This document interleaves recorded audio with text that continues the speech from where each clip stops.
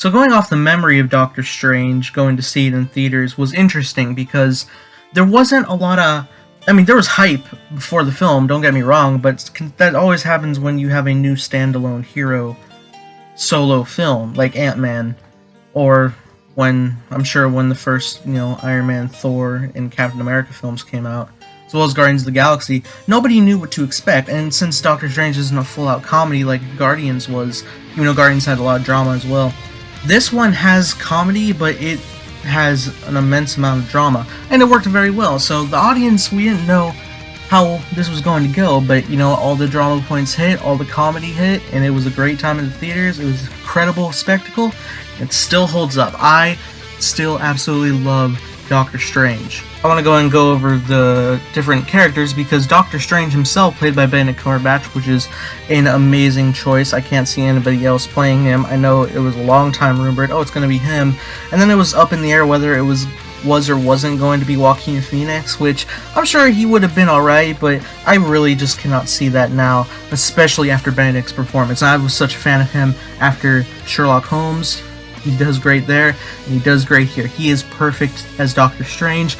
Cannot wait to see his interaction with Tony in Avengers Infinity War. It's going to be very exciting. He was also great to see in Thor Ragnarok, but we'll get there when we reach Thor Ragnarok, which is only a couple movies away now, this is insane. We are officially in Phase 3 of the Marvel Cinematic Universe, and if you noticed, the new Marvel Studios logo, the one I use for my intros, first 30 seconds of every one of these videos, has officially started with Doctor Strange, and that was a pleasant surprise to see in the theater. I was really taken aback, like, wow. They already revised the logo once, and it was pretty simple, but this one, it's an official stamp of this is the Marvel Cinematic Universe, and it is beautiful, which I loved seeing it in Spider-Man Homecoming, and if you notice, there is the Spider-Man slipped into the Marvel Studios logo, and I used that one for my intros. Everything else that wasn't Spider-Man Homecoming did not have them in the logo, but the one I always use in the intro has Spidey. What's really interesting about Doctor Strange is there is similarities with Tony Stark, and they knew that creating the comic book back then, and it very much is so here, even though they do have their own feel, whereas Tony was really likable, even though he was arrogant. Steven, he's arrogant, and you don't really let it go, unless you're just a fan of Benedict Cumberbatch like I am, and granted, it can stick, where it's like, wow, he was kind of a jerk, but you do see his growth, and I really do appreciate that. Heck, the whole stuff with the medical surgery in the beginning, honestly, I could have watched that so long. That's a big thing I have with Edgar Wright films, actually, is I can just watch the intros of these characters and where the world is on without getting to the supernatural stuff. Even though I do enjoy the supernatural stuff, I'm just saying it hooks me in with its world building in the very beginning. Now, the character of Christine, played by Rachel McAdams, isn't in the film an overabundance, but when she does show up, you do feel her connection with Stephen Strange, and I very much appreciate that. I thought Scott Derrickson did a really good job with the chemistry between the different actors. Whatever he did to make sure that they worked off each other well, I think he did a solid job.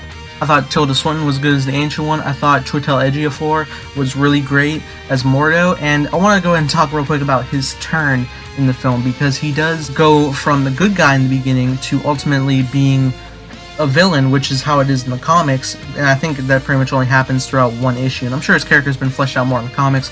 I really need to look that up. I haven't gone too much into Doctor Strange's comic book lore, but I really thought the progression of Mordo's mindset was really solid in this film. You see that he is of this certain mindset and how he's learned this from the Ancient One, the stuff that's forbidden, and he's just been in that mindset his entire time being a sorcerer, and then when he finds out that he's been lied to this whole time, it really starts to crumble his world, and you see that especially by the third act. It's just falling apart more and more as they're, even though saving lives, it's upsetting the natural balance, which he's always learned is wrong. So by the end, at the very end credit scene, which we'll get to, it does make sense of his journey going from he's all about sorcerers and letting them learn and bringing in new ones to this is wrong, there's too many of them, the natural balance is being upset. I honestly really enjoyed it. I also thought Wong was really good, played by the actor whose name is also Wong. It's kind of funny. I'm sure we've all made that joke. His blunt expressions just playing off of Doctor Strange has been so good, and I'm excited to see him back for Avengers Infinity War, because in the comics I do know that Wong has been an assistant and friend to Stephen Strange, and they're kind of like a duo working together. Even though Doctor Strange is the bigger hero, Wong has always been there by his side, and I love that, and I can't wait to see more of it in Avengers Infinity War and seeing that relationship grow. As far as the villains go, Mads Mikkelsen I thought was pretty alright. He was just a formidable threat, you know, as Master Caecilius. He's really just a henchman for the bigger villain, which is Dormammu, who we don't get to see much of. You get the illusion. It really threw me off because I've seen the comic book version of Dormammu, and I've seen him in the Spider-Man animated series from the 90s, and he was always like a flaming head, and it really took me aback when he wasn't like that. I've gotten used to it since, but when I first saw it, I wasn't really all for his design. I like the design now, it's really cool, but it just felt weird, like a big purple, rigid-faced guy that is very close to Thanos, but honestly, I think it was fine, the design. I wish, hopefully, maybe if he takes a more physical embodiment at our human size, maybe he'll turn into the flaming face we know in the comics and cartoons. Hopefully, I would like to see that, but as it is, I thought his look was fine. As far as his use, it's really just a threat to stop, and I understand that it's not a strong Marvel villain, which we should be used to by now. Then neither of them are very strong. It's really just a threat for the hero to grow, become the hero they're meant to be, and I'm all fine with that. I know villains are supposed to be good, and there's been plenty of instances where they have been good, especially of late with the Marvel villains. They've really been picking up the pace in Phase 3, I feel, in at least half of Phase 3 so far. And I'm happy for that, but it's not really here, but that does not bother me because, like Marvel Studios has said, we mainly put the focus on heroes, which I very much appreciate that, because if they didn't, that would take away from the heroes more towards the villains, and then we'd have more leveled, but it would be more incomplete, so it's not a big deal to me, and then we probably wouldn't have that much investment for Avengers Infinity War other than probably the excitement of like Star-Lord and Tony Stark getting together to crack some jokes, which we are excited for as well, but also we are excited for the emotion that Infinity War is going to bring. Another thing really interesting is when Stephen Strange first gets to Kamar Taj and he's sent through the different dimensions by the Ancient One, and it's just so super trippy and great visuals that still hold up today. If you have Netflix and you have an HD TV, which is how I watch this, make sure, because I have Doctor Strange on DVD, I don't have it on Blu-ray, which I'm going to fix soon, don't worry. Do yourself a favor, go watch it again, because not only is it still a great film, it's a great spectacle as well, especially that scene. If you want to just watch that scene, go ahead, it's fantastic. But what I thought was interesting is they introduced the different dimensions, you know, the mirror dimension and all that, but while he's tripping through all of time and space, you get to see the different like glass planes folding in on themselves, which was first introduced in Ant-Man, which is really fantastic. And I did bring that up in my Ant-Man review, and if you have not seen my Ant-Man review, it's kinda not on the channel right now. It's in a copyright dispute with Disney, and I guess YouTube updated a thing where when I copyright dispute something, it doesn't become available to the public anymore. It's still blocked worldwide, which is annoying because any footage I use is already on YouTube on unblocked videos, but whatever, it's just YouTube's kind of broken right now, but that's fine. I'm gonna get into the end credit scenes right now. The first end credit scene was such a big surprise in the theater, and everybody was really happy because Doctor Strange is sitting down talking to Thor, and they're talking with Thor about how Loki's back on Earth and they're looking for Odin, and it's essentially a tease for Thor Ragnarok, and this scene is in Thor Ragnarok. However, this end credit scene cuts it down and it's more extended in the film, and I didn't expect what was to come with Thor Ragnarok because we didn't know it was going to be such a fun comedy.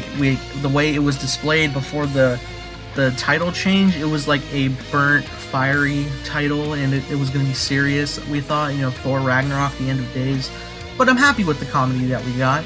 And this was also around the time when the set photos for Thor Ragnarok came out, and we thought it was going to be more stuff they shot on the streets, which is eventually cut, and I'll probably get more into that in Thor Ragnarok's review. But nobody knew what to expect except, oh my god, Thor Ragnarok's coming, and Doctor Strange is going to be in it. This is exciting, cannot wait. And I feel like they delivered in that point, so I'll talk more on that when Thor Ragnarok comes around. And then we have the second end credit scene, where Mordo shows up to Pagborn, I think his name was, and he's working in a welding shop, and he takes away his power. And it's a pretty cool scene, honestly, and like I said, I agree with the character going from start to finish, and how he's like, okay, there's unbalance, there's too many sorcerers, I need to fix that. So, no doubt he's probably going to be the main villain in the Doctor Strange sequel, which I do look forward to seeing. And then at the end it says Doctor Strange will return, which I'm very happy about, and I cannot wait to see him not only again in Thor Ragnarok, but in Avengers Infinity War, because more Doctor Strange makes me happy. I love this character. I love the whole story, the whole film they've made. I love it. And there's a beautiful scene I forgot to mention where the Ancient One's death, and they're, Ancient One and Steven are in their astral bodies looking at the rainstorm. And it's a beautiful scene. It's probably my favorite in the film, and it's just so good. There's a good message in it. It's beautifully shot. It's the best scene in the film, I believe. So go check it out again, guys. Doctor Strange is fantastic. And next week, we have Guardians of the Galaxy Volume 2. So this is going to be very fun. I kind of had like a opinion shift on this film, whether I liked it more or less than Volume 1. At the moment, I do not like it more than Volume 1, but that could change upon rewatch. So I'm going to go check that out and I'll review it for you guys. That being said, come back every Monday for a new review of the Marvel Cinematic Universe. We're almost at Avengers Infinity War. We have about a month to go. Very fantastic, very exciting. I cannot wait. That being said, guys, if you enjoyed this review, hit the like button, subscribe if not already, and that being said, hope you have a great day. May the Force be with you, always.